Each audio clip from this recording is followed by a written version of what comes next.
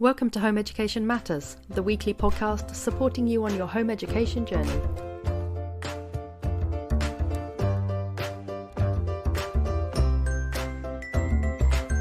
Thank you everyone for joining the Home Education Matters podcast. Today we are joined by Lynn, otherwise known as the West London history tutor, who is an expert in all things history at secondary level. So hello Lynn, thank you for joining us. You're most welcome. Thank you for inviting me along. So I'm Lynn from West London history tutor. I am a trained history teacher at secondary level for ages 11 to 18. I've left full-time education to set up my tutoring business, and I tutor students who are home educated at Key Stage 3 and GCSE, but also help students who are still in mainstream education. I've been a teacher for a very long time, since 1995, wow. And was the head of humanities for 17 years in a school in West London. So, What prompted you to leave school and go into tutoring? Oh, well, I wanted a career break. I was on an unpaid sabbatical for a year, and my husband and I were thinking of actually traveling around the world. And we were thinking of Australia and New Zealand. And then they had those terrible, awful fires, didn't they? And then January 2020. So we went, oops, maybe not. Maybe we'll go closer to home. And then COVID hit. And the school asked me to make a decision about whether I wanted to go back full time. And I was already in that point of career break, getting career advice, and I decided not to. And I had set up the business basically to keep my hand in teaching, because I love teaching and I love history. So I wanted to continue my skills, and I'd already set the business up. So I just expanded it, really. Very nice. There seems to be an influx of new tutors at the moment, and I think it's a really positive thing because it allows so much more diversity for learning at home. And obviously, what I always say with all these podcasts is, as a home educator, there's obviously no need at all to use tutors. That's something that's just a personal preference, but it can be quite a time-effective and cost-effective way to sort of have a consolidated learning experience for your child. And it's also very helpful, I think, when you've got exams coming up, because tutors are very good at knowing the specs and things like that. Today, Lynn is going to be giving us her top tips for approaching history at home for secondary age children. So this is basically sort of 10 plus, really, I'm thinking. Yeah, definitely. I mean, I'm obviously a specialised at 11 to 18, and I'm coming at it as a history specialist. So as a history specialist, these are the sort of things that I would address in the home education. So for the first thing is, if you are doing a series of history lessons, is have an overall sort of concept or inquiry question to drive that history. I really think that's quite important. It helps it to hang together, to know what your purpose is in teaching these history lessons. So thinking about, for example, when I taught the Romans into year sevens, it was like a bridging unit between junior school and high school. My key overall question was about, well, why did the Roman Empire collapse? Why are we still not part of the Roman Empire today? And obviously, to do that, I had to look at the start of the Roman Empire, how it developed from the Roman Republic and the growth of it. And, we did map work, looking at how it had expanded over time, what factors led to the Roman Empire being able to grow, to then be able to see why it collapsed. And so the idea, I think, is if you are actually having a history scheme of work, if you will, is have an override. What's the purpose of it? What is it that you're trying to address? Does it matter what the overarching question is? I mean, for example, for the Roman Empire, could you go for something like, was the Roman Empire at the heart of, our most civilized moment in human history, or something like that? Yeah, but again, you can have any question. It's just what in a sense, it's like, why are you teaching this? Why are you exploring that? What are you actually trying to understand? In a sense, it's about the second order concepts in history, because that history it's multifaceted. You've got basically the story, the narration of what happened or what we believe has happened.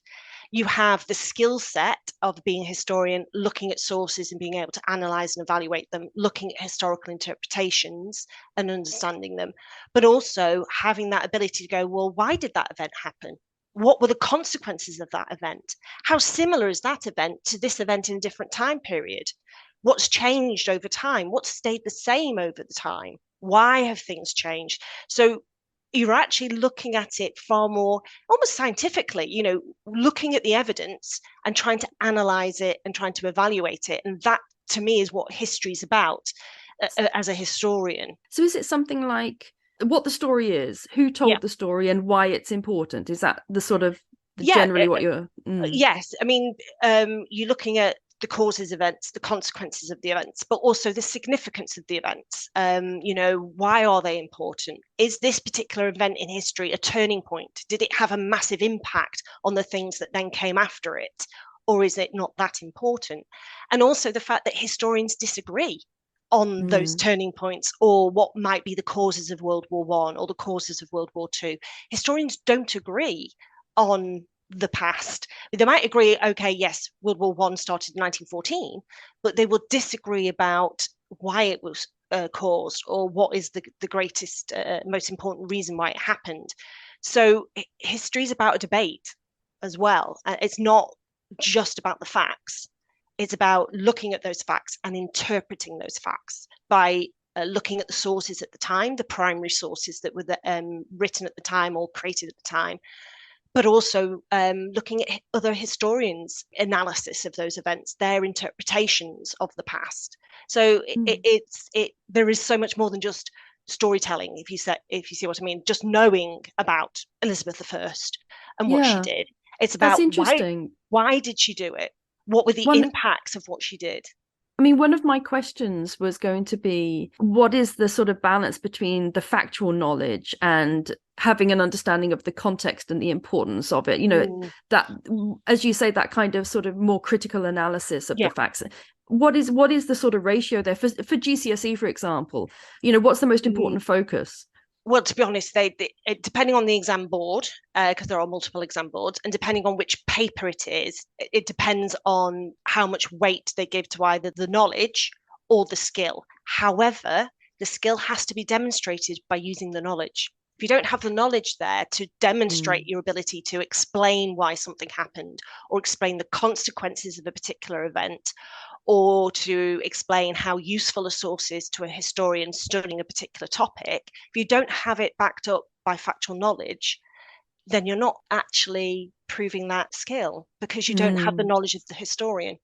When my son was studying history, we used the PEEL approach, which is, I think, point, evidence, explain, and then link it to the answer.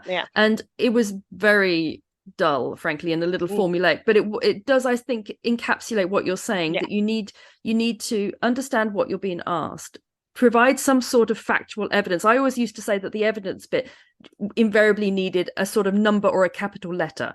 So, like a place, a person, or a number, or some sort of stat. You need to kind of explain as well how that actually links to what you're trying to say. There is a growth of resources, and teachers are very much involved in continual professional development. And I use education on Twitter, for example, and there is a move away from the PEEL.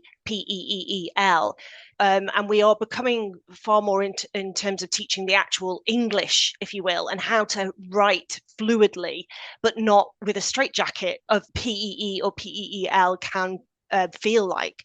And we're trying to teach children, for example, adverbials and how to structure sentence, just even using this, because, but, so, just to sort of develop their English skills and their skills of communicating, which is so important in history. And you're absolutely right. We talk about you have to present evidence, and evidence often can be based around the 5W questions. What happened? When did it happen? Who was there? Where? And maybe a why. But it's not just about doing a knowledge dump, going, here, I know all of this, dump. You actually have to use the evidence that you've presented to then answer the question. So if it's a causation, well, how did that evidence make the event happen?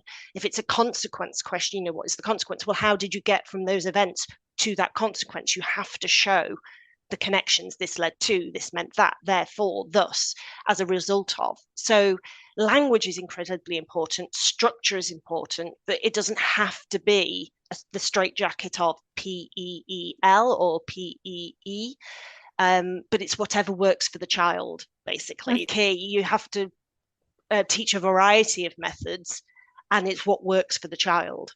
I think that's a really valid point, because I think some children, perhaps you covered it from a more scientific perspective, they quite like that quite regimented approach where they know they need to put their facts in but also link it. Whereas other children, I think, who are perhaps more humanities based, they like the more discussional, sort of discursive side, I think, of history.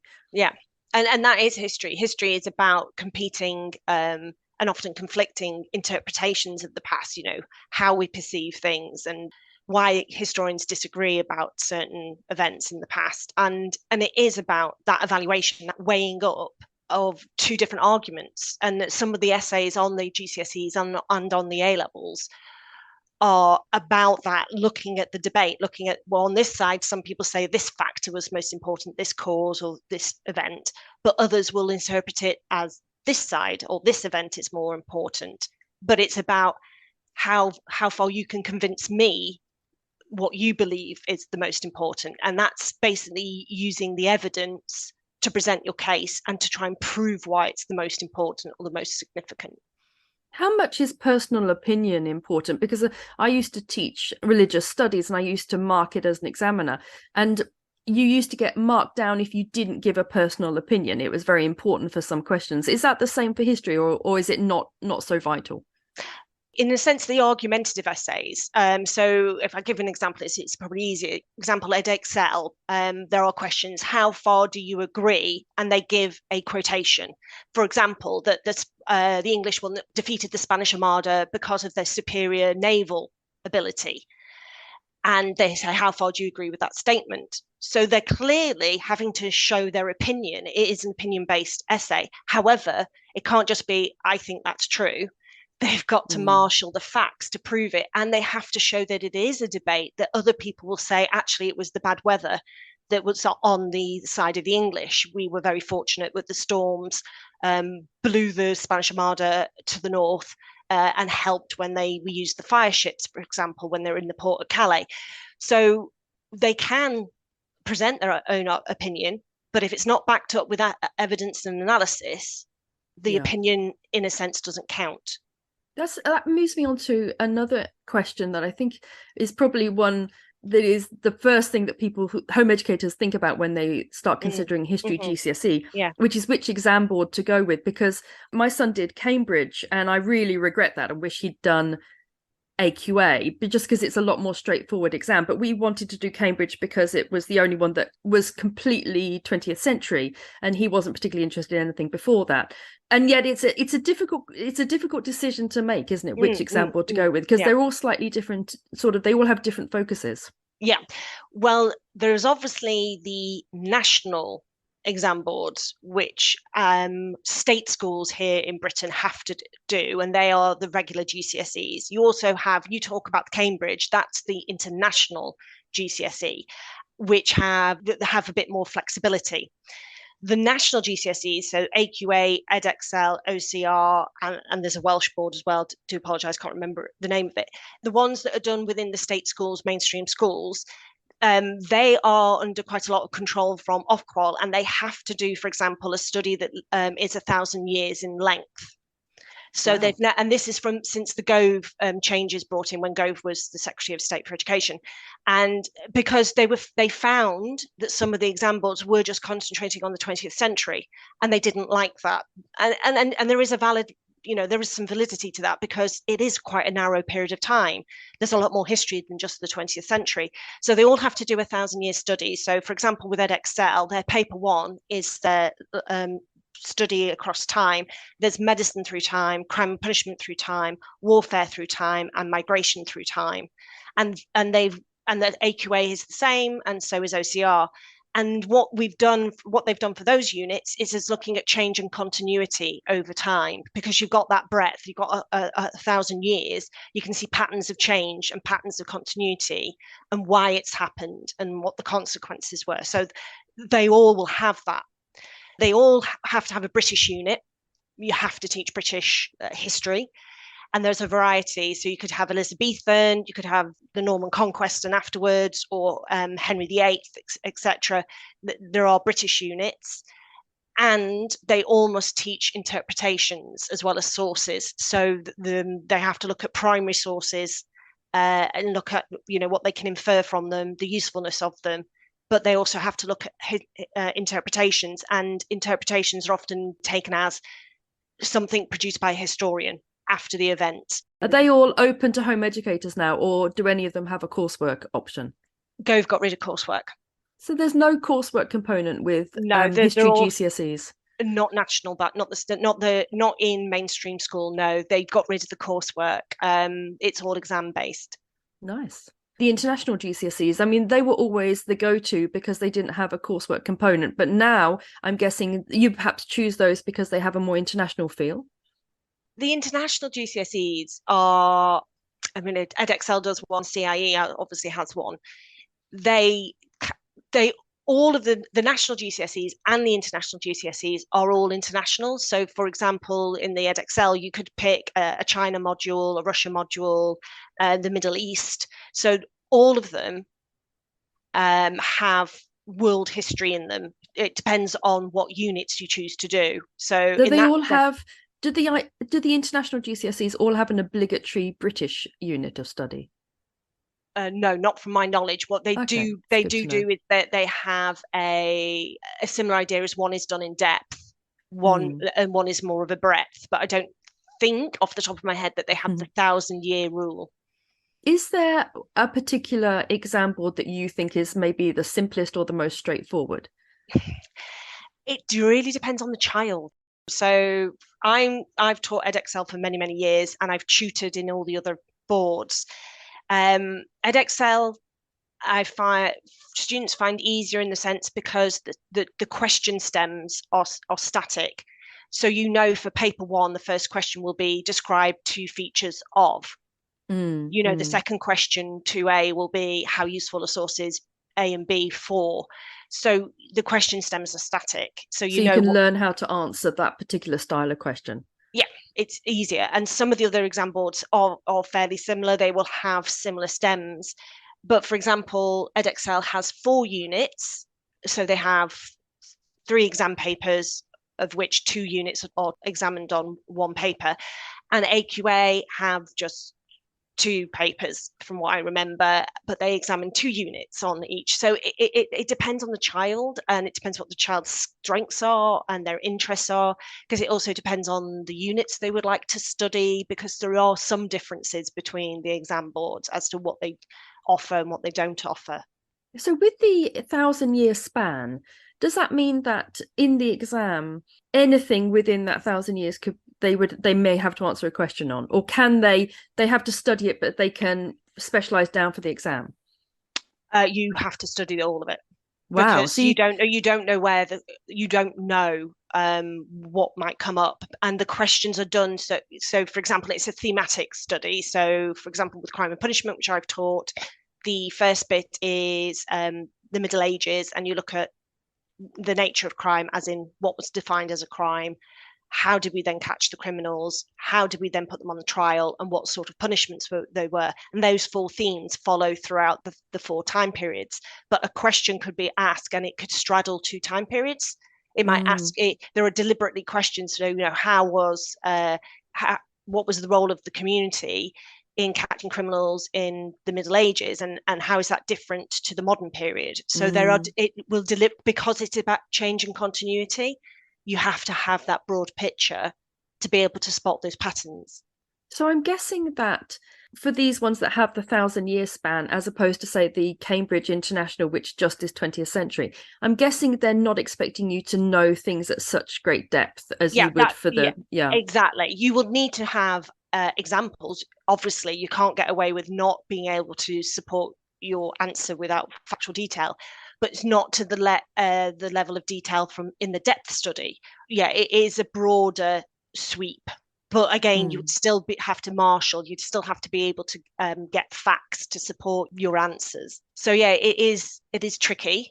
There are a lot of facts, but that's why it's very important to be teaching revision skills and skills about how to revise, and clever ways in which to record your knowledge, like using Cornell notes or graphic organizers to sort of help organize that information and make it easier to recall. Retrieval practice is really important to build that into home learning, especially at GCSE, that you regularly review what you taught previously, especially if it's connected in some shape or form to what you're currently teaching. That's really interesting, because I found that with my children, they really like history, and when they're engaged with the history topic, they naturally remember the important things, the dates, the stats, because there's some stats that are just, they grab you, don't they? Because they are, you hear a statistic and you're like, wow, I didn't know that, and they tend to remember those. And so I found when my two were studying history that we didn't do a lot of these kind of graphic organizers and things like that, because if they were really engaged with the subject, they tended to remember the facts anyway, because they were so sort of bowled over by them and they were so interested in them. And the other thing I found was that if we came at the subject from many different perspectives, so for example, my two really liked the 20th century, so we listened to lots of podcasts, we got audiobooks, we watched an extremely long documentary on YouTube that was something like 42 hours long. We watched, I know, it was insane. We watched all sorts of things, and they read lots of books about it. They read books that weren't textbooks, just just sort of interesting books, biographies, things like that. And I think because of that, they tended to retain a lot of these facts that perhaps they wouldn't otherwise. So but that's quite time heavy, isn't it? So I'm guessing that your tips for learning facts, things like graphic organizers, that's a slightly more efficient use of time, perhaps.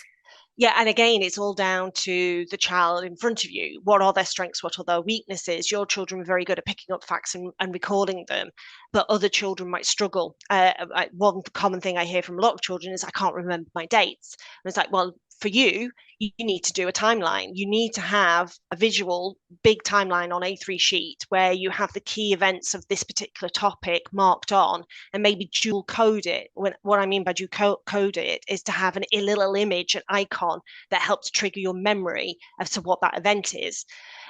So, for example, if you were doing early Elizabethan and you're looking at the plots against her, you might have some sort of like a dagger going in her back to remember that's the plot. That's a plot.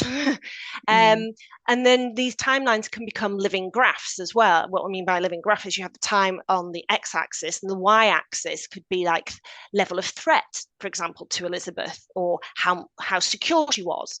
And so you can then plot all the events, like the Spanish Armada, the plots against her to assassinate her, the arrival of Mary, Queen of Scots. You can then put it against a 0 to 10. How dangerous was it to her? So this timeline becomes more of an analytical tool as well, by plotting it as a living graph of how secure Elizabeth was. You can have Venn diagrams, a great maths tool, but when you're looking at similarities and differences between two time periods or two events, the Venn diagram's fantastic. You've got your differences, and in your middle, you've got where that things overlap and are similar. So mind maps, brilliant tool for mapping out. I do on the Munich Beer Hall Putsch, have one branch for causes, one branch for what happened, and one branch for consequences. And again, use dual coding, so little smiley faces, little sad faces, little imagery to help record it. And it's just then captures the key facts in a visual way. And it's great. If you're doing 1,000 years of history, that's a lot of work. That's a lot, isn't it? Yeah. So what I've been doing with the student I'm teaching who's being home educated for this is that I've created a lot of structures for her where she has tables, for example, and because it's those three themes, types of crime, how do we catch the criminal, how do we put them on trial, punishment, I'll have one where it's got the Middle Ages and it's just got key facts, then the next time period, early modern, and then a column, how far has it changed or stayed the same. And then when we do early modern to the 18th, 19th century, we have the same table with the facts. And then again, when we move into the modern period, and that's when those timelines also are great, because you could have 1,000-year timeline where you plot or just show, when did we stop using the hue and cry? When did we stop using the tithings? And you just have it marked on like a line, if you will, showing when it was in use. And these visual graphical organizers are really good for those types of things, because it is really hard. 1,000 years of history is a lot. It is a lot. It's a lot to remember, isn't it? What role do you think keywords plays? Because I know that when my child was doing geography, we actually stopped it because I realized quite early on that it was basically an exercise in memorizing the definition of certain keywords, and that was geography. And the same thing with biology, which is probably our least favorite science for that reason, because it's an awful lot of memorizing the definition of certain keywords. Is keywords a big thing in history? I'd step back from that and say, actually, to be a biologist, you need you need to be able to speak, talk, and think like a biologist. And that requires you to use the academic language, because you can't you can't show your understanding if you don't use the correct terminology. So it's actually a sign of being a biologist. It's a sign of being a geographer. It's a sign of being a historian if you're using the specialist terminology. I think that's the problem in my eyes with GCSEs, is because it's the first exam that you tend to get taught all of that kind of keyword stuff, definitions, make sure you're using the right language, but the actual understanding of stuff that tends to come, I found, later with A level and beyond. And it always seems a shame to me that GCSEs can be quite dry in that way. I look at it in a slightly different way. I'm giving them the students the tools to access the primary sources, to access the historian's interpretations, to be able to access a history book that's not a textbook, by giving them the tools to be able to decode it. So, for example, if you put a piece of French text in front of me, I will not have a clue. I'm still, j'habite à Winsford, j'ai 12 ans. I'm still 12. I don't have the tools. What is the way to the train station? That kind of thing. That's way above me. No, is that beyond you? I am so awful at modern foreign languages. I apologize to all the French people out there.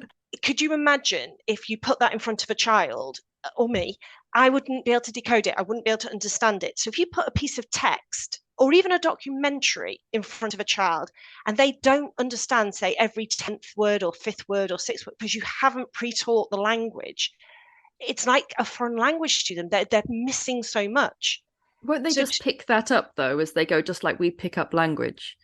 No, I think educational philosophy about how children learn and how much they get out of it and how much they pick up just by reading has actually shifted quite considerably in the last 10, 15 years. And there is now an emphasis on you have to give them the tools to equip them to actually understand the text that they're reading and to have that, we call it tier 3 words, to have the specialist language. So that they can think and talk like a biologist, a historian, or a geographer, so that they can get to that deeper understanding. And so I think it is quite important to pre-teach the words. So if I was teaching a child and I was using a particular textbook, I look at the textbook and go through and think, right, which words here might be a bit tricky and I need to explain beforehand which ones are actually tier 3, so that the specialist terminologies, that terms that historians tend to use, and it's not in your everyday conversation. You're not going to just drop in the word the Reformation in normal everyday chat. So to help that child access and to understand, you do need to pre-teach. It doesn't have to be a big thing. All I have with the students I teach is that here's the keyword, here's the definition, here's an image to help remember it. It's that dual coding. And then when we look at the text, because often I give the information, I might be getting them to do Cornell notes. So I have it pre-typed in the Google Docs. I highlight that word, or I always have the keywords in bold in blue, and then they can refer back to the glossary. And then I just quiz them. And then I ask them when they're doing their writing or they're talking about it to use the correct terminology. I'm guessing exam boards as well are looking for these keywords and that, or what you called third tier. Tier 3 words. I'm guessing they're looking for that. They do, because it's that thing of, if you have the correct knowledge of the time period, you should be using this language. So, for example, I use the example of Reformation. Now, if you're talking about Henry's break with Rome and you never use the word Reformation, do you actually truly understand that time period? Are you actually showing your depth of understanding and knowledge? Maybe you just don't know what it's called, though, but you would completely understand it. Yeah, I can see where you're coming from, but it is that element of because the word itself transmits so much in that context. It saves you having to explain it. It sums it up nicely when you're writing lots. It sums it up. You don't have to go, when Henry broke with the Catholic Church and installed his own church and called himself the head of the Church of England, and the Pope wasn't. You could have just used the word Reformation. And it becomes a powerful tool of explanation and understanding. And yes, they do. All of the exam boards, the national exam boards, have marks for SPAG, spelling, punctuation, and grammar, again brought in by Gove. thank you, go. Is that just for some questions, or is that for And the whole paper? it's for the longer questions. So it's for Edexcel, for example, it's the 16 markers become 20 markers because there's 4 marks for spelling, punctuation, and grammar. And they will expect the use of the tier 3 language, the historian's language, in that. So if you're talking, so is that marked as SPAG? Is it? It's marked at SPAG, 4 marks. So the marks that you would get for keywords, that's part of the 4 marks for SPAG? Yeah. Okay. So it's using the words correctly, spelling them correctly, and using them in the right context. So, for example, on the paper 3 Edexcel, I teach the Weimar Nazi Germany. So if it's a question on about the Nazis' treatment of ethnic minorities, and you use Aryan, you're using that correctly, or you use the German version, Untermenschen, subhumans. So it's using the language within the context correctly. It's frustrating for me. My daughter is dyslexic and she knows all the words, but she's not very good at spelling them. So she would definitely know all of those kind of 3rd tier, 3 tier. I keep forgetting what you call them. Sorry. 3rd tier. It's the easy way is: are you thinking, talking, like the historian or geographer or biologist? In other words, using the specialist terms. Yeah, I mean, she's good with the specialist terms, but she wouldn't be able to spell them, particularly the German words. And I find it very frustrating that she would lose marks because of that. Well, so this is what, or not gain marks. Yeah, this is what teachers have raised with the exam boards, but obviously the exam boards gain or beholden to Ofqual. So obviously, if a child has a special educational need and that has been assessed and acknowledged, and they have a plan in place for support in Key Stage 3 and Key Stage 4, that then gets notified to the exam board. And they obviously, depending on the level of need, they can get 25% extra time. Doesn't help with spelling, though, does it? No, they can also but they can also have a scribe, or they can also type, but obviously with typing, the functionality of autocorrect has to be disabled. Exactly what happens in the marking, I'm not 100% certain, but I think they do. They give allowances for that, and obviously it's 4 marks, and then 16 marks is actually on the essay, the content itself. So and it's not on every exam paper. So it's only on 2 of for example, there's only on 2 of the 4 exam papers that Edexcel has. Okay, that's useful to know then. Talking about the long essay questions, do you have any tips for how to approach those? Absolutely. I'm a massive fan of highlighters, and I'll explain why. So obviously a question that is a long 16 marker or 20 marker, especially when you get to A level, could be 25. What is the question actually asking you? So the first job is to look at the question, look at what the command words are. Is it assess? Is it evaluate? Is it explain? Is it a how far do you agree with a point of view? Get your highlighter and highlight the command words. Then highlight the focus of the question. So, for example, I did one earlier that I mentioned about a point of view. The Spanish Armada was defeated because of the English naval tactics. So it's about the defeat. It's about what caused the defeat of the Spanish Armada. And immediately then you need to start to think, what is my answer? And a little plan, in exam conditions, a little plan is necessary. If you're doing it at home and you have more time, I think the biggest thing is discussing it first. For oral rehearsal is really important because it helps marshal your thoughts, gets you your thinking hat on. You need to just think things through. So a plan is important. If it's just explain why something, explain why the Spanish Armada was defeated, you think, well, why was it defeated? What caused it? What led to them being defeated? So you have to then think, what are the reasons? Once you've got your reasons or your factors, whatever it is that you're going to discuss, you then need to organize it. And paragraphing is really important. So if I go with the example of explain why the Spanish Armada was defeated, your first paragraph could be about the bad weather, for example. So one reason why the Spanish Armada was defeated was because, state the cause, bad weather. So one reason per paragraph? It is, I would say at GCSE level or 11 to 13, one cause per paragraph, and then build up to make more complex essays. It depends where the child is. All of this is like, where is your child? What skills do they have? What are they able to do? And where you're wanting to push them to be. So, you've got to start at a certain level and grow. So one cause per paragraph. Use the words of the question to formulate your first starter sentence, the point of the paragraph. So if the question was, explain why the Spanish Armada was defeated, one reason why the Spanish Armada was defeated was because. The reason I say that is that sometimes people just start telling me the story of the Spanish Armada and they're not actually answering the question asked. By using the words of the question, you are more likely to focus and stay on target. It's also helpful for the examiner as well, isn't it? Because I know I examined Edexcel papers and you don't have a lot of time. And so you do tend to look out for these kind of obvious points that people make. Exactly. And then obviously you then support that. So with the example I'm giving, the bad weather.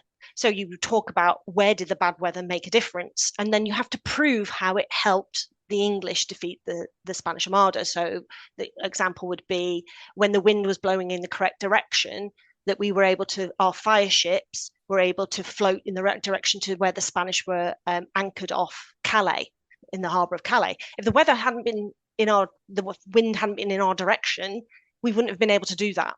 And then what happened next winter occurred, the Spanish panicked. They cut their anchors. Some of the boats collided.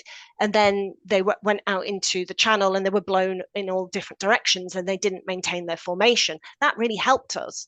That helped the English. So you're having to show what difference it made. So that's the explanation. That's the analysis. What difference did it make? And should that explanation be in the same paragraph as the point you're making? Yes. So that's why that P structure has become quite a thing in history. But some historians and history teachers now want to move away from it because it can feel a bit of a straitjacket. But you still you need in a paragraph, what is your point? What you're talking about? Evidence to support it, and explanation of analysis of what difference did it make. And it could be, and then I get children to actually color code it. So wherever they've put their reason or their factor, that's in one color. Anything that's factual evidence is in a second color. Where they're starting to use that evidence to explain why the event happened or what the consequences were, they then put in another color. And that's where language becomes important. You're having to show how it made a difference. So you need phrases like this led to, this meant that, as a result of this, consequently. Therefore, thus, and that language helps to show that you're actually now using that evidence to explain. Yeah, and it also helps your brain, doesn't it, to sort of think, okay, now I'm moving on to this bit. Yeah. And I say to the home educated students that I'm teaching, it's like, I want your paragraph to look multicolored. I want it to look beautiful. I want to look, and you don't have to have like point, evidence, explanation. It could go point, evidence, explain, more evidence, explain, more evidence, explain. I said it could look like those cakes that you cut into that are layered. Rainbow cakes, that's it. It's like a rainbow cake. And that's how you can move between your evidence and explanation, and then go additionally, also. That's really nice, because I think a lot of one thing that my son found very frustrating was that he wanted to, when he got on a roll, he wanted to go, oh, and also this and this and also this, and he got frustrated that when he was doing it 3-4 years ago, it was very much, no, this is your point and your evidence and your explanation, now move on to your next one. But that's the unfortunate part of the fact of the time constraints of in exams, and that's how children are assessed, and it doesn't allow for that. That, I suppose, in a sense, comes in at A level, where they do have a non-examined assessment, which is the coursework, and also at degree level, where you have a dissertation, where you have a greater word count and time to be able to then explore something in more detail. But unfortunately, with these short answer questions, even at A level for Edexcel, the 20-mark questions are about 45 minutes. That's all you have on it. So realistically, you have a good introduction that sets it up. It's like your GPS on your car. This is the directions we're going. This is where my end point is. Hello, I'm introducing the essay. You might get 3, maybe 4 substantial paragraphs, and then a really good evaluative conclusion where you are weighing up all the different arguments. And a really sophisticated answer would have done some of that substantiated evaluation, weighing it up throughout the essay.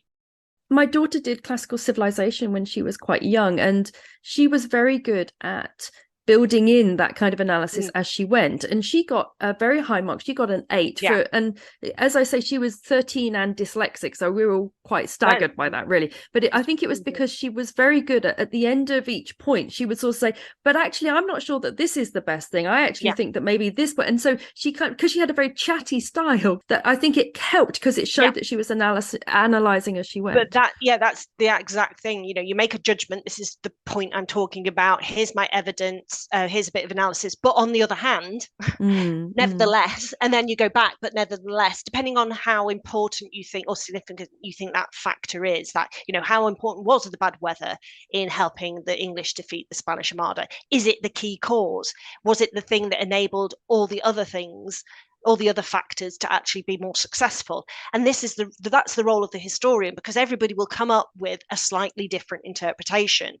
Historians, there is, you know, disagreement. There is because they look at different evidence or they have a different emphasis, and that's the beauty of history. It's not clear cut. The other thing I was going to ask, which is quite a specific question, is that when my son was doing his history, he read a textbook thing by a history teacher that recommended something called the clever conclusion, which is when you do all your PEs and then at the end you sort of say, but actually what I think may have been a more important factor, and you kind of bring in something new and different at the end. But then yes, exactly, you're pulling a face, because then I heard somebody else a couple of years later saying actually that you should never bring in something new at the end. So he was wrong about that, right? Okay, so this is where you have to be incredibly careful. And I was going to talk about, you know, resources that you get on the internet and teachers who say this is definitely the correct way. For the national exams, and I'm sure CIE and the international ones are the same, the only people you actually have to listen to about what they want are the exam boards. I've been to every exam training every single year until I stopped being a full-time teacher. And they absolutely said, even other companies that run courses and say, this is how Edexcel want you to do the exam. The only authoritative voice is the exam board and the exam produced resources. Even the textbooks, so I've got all of these textbooks, they all say how to actually answer the questions. That is not endorsed by the exam board. But the problem I find is that the exam board specs are so hard to read. They're, you know, they're really dense and you have to wade through them, and they're not always accessible for a lot of home educators. No. So listen to the teachers, but you have to take everything with a pinch of salt. Even what I'm saying, the textbooks, the only bit the exam boards endorse is the content, the history bit. If they have a section on this is how you answer the exam questions, that bit is not endorsed. As in, they're not giving it a stamp of approval, because it's only what the exam boards have said on their training or in their documents that is valid and is authenticated. So there are strategies you can use, like my strategies I've just discussed when I'm talking about the exam questions. But again, as long as the student hits the assessment objectives to the level that they would want for that part of the mark scheme, they can get their grade, they can get the marks. See, for some subjects, what we always did was we would print off a past paper and then we would mark it together with the mark scheme to make sure that we were hitting what the exam board wanted. But for things like history, I found it really difficult to mark. Right. So you do what I do. Every exam board, some exam boards are better than others, and it does depend on how many students sit that topic nationwide as to how much time they put into resources for it. But every exam board, because of the changes in the GCSE brought in by Gove, have got examiners' reports. Edexcel, I know the best, and they're brilliant at putting in what a child actually wrote in the exam and then showing you why that child got the marks and having an examiner's comment on the bottom. So they produce the exam paper, a mark scheme, and an examiner's report. And with Edexcel in particular, that's interesting. Yeah, in the exam report, they will have scanned in a student's real answers written in the exam under exam conditions, and then they say this is why the child got what they did. If they want to get top marks, they need to do this. And I found those brilliant for helping me to understand how it is you can actually achieve the marks. Now, obviously, they keep under lock and key the most recent exams. They're padlocked and only schools can get them, but anybody can access the ones that don't have the padlock on. You don't even need to have a login. And this is how we learn as teachers. You have to look at the exam report. You have to see what it is that they're saying. This is good. This is where the students are picking up the marks. This is what they need to work on. I feel like we're getting to the sort of nitty-gritty bit now, because I'm thinking, as if we assumed that we've done all of this, we've worked through the history curriculum, the syllabus, we chose our exam board, we've thought about the keywords, we've used the specialist language, and now we're sort of 2-3 months before the exam.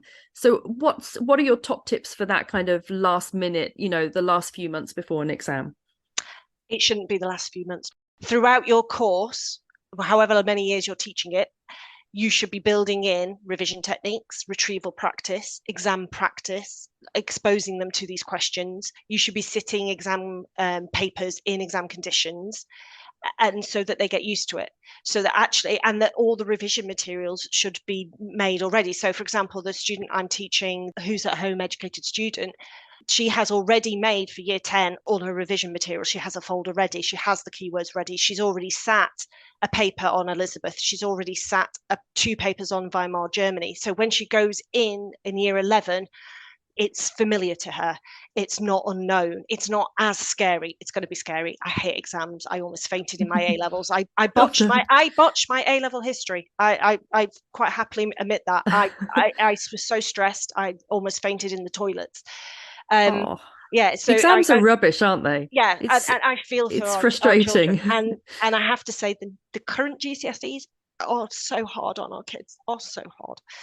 Why is that, do you think? Because there's so many of them, or the changes that Gove brought in made them more knowledge heavy, and therefore the content in all of the GCSEs, maths, English, everything increased. But they were still expected to take 11 or 10 GCSEs to be perceived as a success. And it made it harder. They removed the coursework element, which meant any child myself and my sister, who weren't great in exam conditions, we panicked, we had anxiety. I even had that in my degree. I thought I was having a heart attack. It turned out I was just stressed.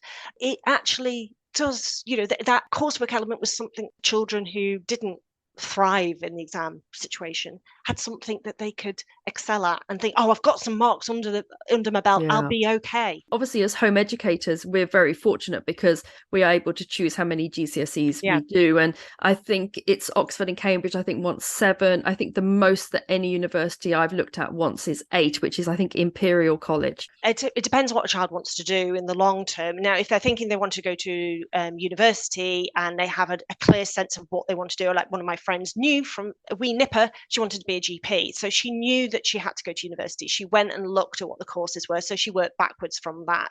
I found history one of the heaviest subjects when it comes to workload. I think that's probably why I have approached the way I have with the home educated student I've got in terms of GCSE, of doing it as we go along. So that, and for example, the way I teach her is that our activity, when I've done the teaching and learning, we will then create a set of Cornell notes, which is a revision document. We will then create a mind map as part. So I'm part of the actual active learning is actually producing some of the research revision materials that she will need when she comes to the real thing. So I'm trying to reduce and spread that workload.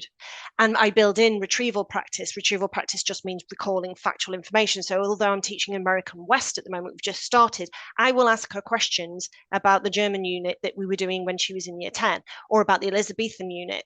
And that's just to keep, the more you have to dig in your memory to go retrieve those facts, a bit like me with a dog with a stick, go find the information, it transfers it from your short-term memory to your long-term memory, and it puts in those connections in your synapses to get that bigger picture.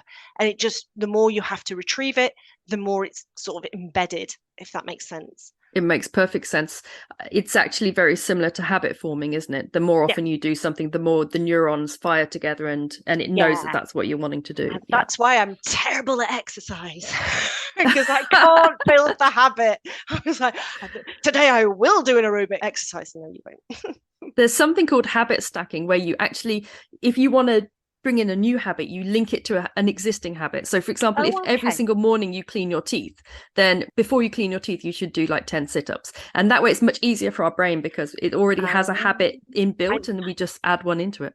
I like that. Okay, I've learned something really new. Thank you. Yeah, But this is another thing that you just build up, though, don't you? You build up your skills. And I think it's very much the same with history. And I think actually any subject, you've got to build it, and you've got to have those foundations. And the foundations are the ability with language, your ability to explain, being able to recall. So that's across all subjects. So it's, you've got to build solid foundations. That's why Key Stage 3 is so important, because you're building the foundations. I was literally moving on to that, because I have a huge objection to Key Stage 3, because I personally think that it's just when they changed so that children used to be able to leave school at 14, and then they changed it so everyone had to stay on to 16. And my theory is they added in Key Stage 3 just to sort of fill out the time, because so much of Key Stage 3, in actual fact, so much of school actually is repeated again and again and again. You have these cycles of subjects. So for example, if you were to take the water cycle as a classic example, it's taught in year 1, it's taught in sort of early years primary, then it's taught again, then it's taught again in Key Stage 2, then it's taught again in Key Stage 3, but a little bit deeper, then it's taught again at GCSE. And it feels like such a pointless waste of time. But I suspect what you're going to say is that it allows the brain to form these connections by repeatedly going back into the same subject. And it's possibly looking at things slightly differently. So, for example, I talked about my school chose to do the bridging unit of the Roman Empire, and a lot of the children came to us and said, well, not all of them, because they all come from different primary schools, different feeder schools, saying, well, we've done this. I said, but not the way that I'm teaching it. So I'm using something you're familiar with, and we're turning it on its head, and we're looking at it from a different angle. And I used it to basically teach skills as well. So they had to do a presentation, they had to do their first detailed essay, and research skills. So I was using it to hone the history skills as well. What I did is that when I built, because I was head of humanities in charge of history, when I built my schemes of work, Key Stage 3 laid foundation blocks, but it was not a repeat of Key Stage 4, and it was not a repeat of what was done at A level. Different topics, but the same skills, I'm guessing. Yeah, but also making sure, for example, when I did the Middle Ages, I slotted a lesson in there about crime and punishment. Because I knew that it was coming up in a GCSE. So they had some familiarity with weird words and things like, what's a hue and cry? No, it's not a 1980s or 1990s band. It's not just that. Well, it is. It's not just that. Not just that, no. Not just that. What's a tithing? And so, the trials by ordeal. So they had some familiarity. So because then they have something to hang their knowledge on. And it's not completely new, because you can get cognitive overload. If everything's new, if everything's like, I don't know where this fits into the bigger picture. So if you have even the briefest familiarity with it, they've got something to hang on to, and right, that goes on that hook. Oh, okay, that connects to that. And so, for example, in year 8, we did do the Tudors, we did do the Reformation. And we did Henry through to, right through to the Renaissance and beyond, and the Civil War, and a little bit of Elizabeth. And we talked about the Spanish Armada. But when you do it at GCSE, you're coming at it from a slightly different angle, in more detail, and they're getting the bigger picture.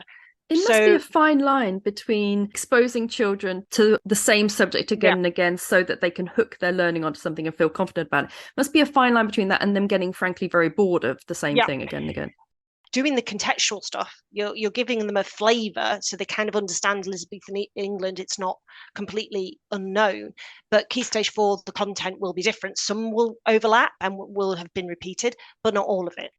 So my very last question to you is, I think most home educators have this thing where we really want our child to love the process of learning. So whether that's because they choose to do it themselves because they're autonomously led, or because they've had a bad experience at school, so they really want their child to sort of embrace that kind of love of learning. And yet we also want our children to get exams, or at least a lot of us want our children to get qualifications, or perhaps our child wants to get qualifications. So what would be your biggest sort of one tip for allowing a child to retain or actually create a love of history whilst still being able to sit and examine it? Big question, sorry, at the end. I think the biggest thing with history is still about stories, and lead with stories. So, for example, if you're doing the modern period and maybe you're doing World War I, lead with stories of people. and experiences, and then broaden it out. It's like whenever we wrote a scheme of work, you have to have a hook. You have to have something that's going to grab the children's attention. So what will grab your child's attention? What is it that they like? I'm trying to focus a lot on female history. Go figure. With the student I was teaching, a home educated child in Key Stage 3, I was like, well, women's history is something that we need to address, and diversity within in history. So what is it that your child's interested in, and try to maybe bring it to life with a story, with a person or a particular event as a hook, and then that's your you've zoomed in on that, and then pull back. Like you've zoomed in, a bit like on Google Maps. Now pull back to see the bigger picture, and what connections can you make? What can you learn from that person's experience in the wider picture? I think that's such good advice, because my daughter's very political, and when she was studying her AQA history, she was very interested in the Vietnam unit because of the political side. And I went into her room one day and she was playing a protest song that she had discovered from the Vietnam period, and it's interesting, perfect. Isn't it? When you can sort of build everything around that interest. I mean, was King John really a bad king? Use Walt Disney, Robin Hood. In it, where King John is portrayed as this sulky, stroppy, greedy character, and is that accurate when we look at the actual sources and so forth, and how it's changed? Like protest songs, brilliant. When I was doing post Civil War in America and looking at emancipation and looking at the civil rights movement, Strange Fruit, fantastic song. Bring in music, bring in the voice of the past. It is really important, and they're great hooks. And I think that's a perfect thing to end on, because I do think that is the beauty of having a tutor, even though you obviously don't need one.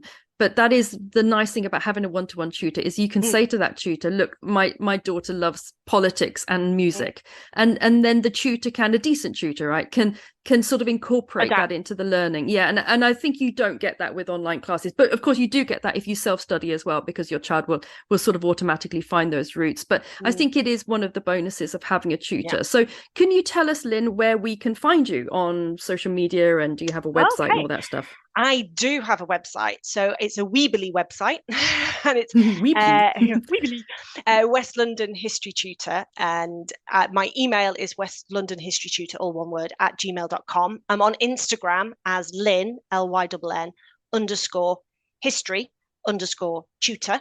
And my Facebook page is West London History Tutor. I'm actually an online tutor, just because it works for me, works for the children. And I just share all the resources via Google Docs, etc. So and that's me. Super. Well, thank you so much for joining us today. That has been such a deep dive into history. It's been really fascinating. I hope that the home educating parents can, pick up some of the top tips, and you can think, oh, that works for us. Oh, that'll be a good idea. Oh, don't like that, ditch. But it's about marrying and bridging that gap between those who are homeschooling but still want to sit the standardized exams, and those who just actually I wanted de-school but still address history as an academic subject. And still love history and learn still love history, because it's not just the story. Historians do more than just tell the story. Story is the first route in, but not the whole story. It's not the whole story, but it's not where the journey ends. Yeah, that's so true. Thank you so much, Lynn. That's been wonderful. Thank you for having me. It's been a pleasure. Thank you. Thank you so much for joining us for today's Home Education Matters podcast. See you at the next one. Have a lovely day.